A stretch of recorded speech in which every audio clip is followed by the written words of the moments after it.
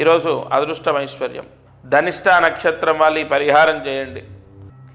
ఈరోజు ధనిష్ట నక్షత్రం వాళ్ళు నేను చెప్పిన పరిహారం చేసుకోండి. రాబోయే రోజుల్లో మీకు విపరీతంగా కలిసి వస్తుంది.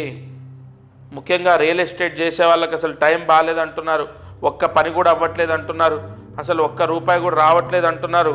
ఈ పరిహారాలు కాపాడొచ్చు. మీరు మృత్తికా స్నానం చేయాలి.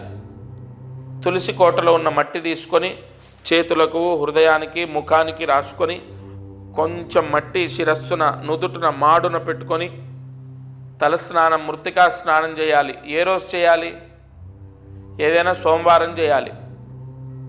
ధనిష్ట నక్షత్రం వాళ్ళు ఏదైనా సోమవారం మృత్తికా స్నానం చేస్తే, అంటే ఏదైనా సోమవారం అంటే సంవత్సరం లోపు కాదండి, ఈ నెల అంటే శ్రావణ మాసంలో శ్రావణ సోమవారం నేను చెప్పేది.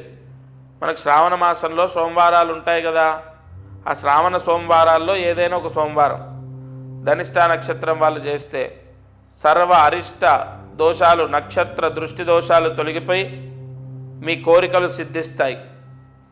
ఇక ఈ పరిహారం ధనిష్ట నక్షత్రం వాళ్ళు, మకర రాశి వారు, ధనిష్ట నక్షత్రం కుంభరాశి వాళ్ళు చేసుకోండి. కుంభరాశి వారికి శని దోషం కూడా తగ్గుతుంది.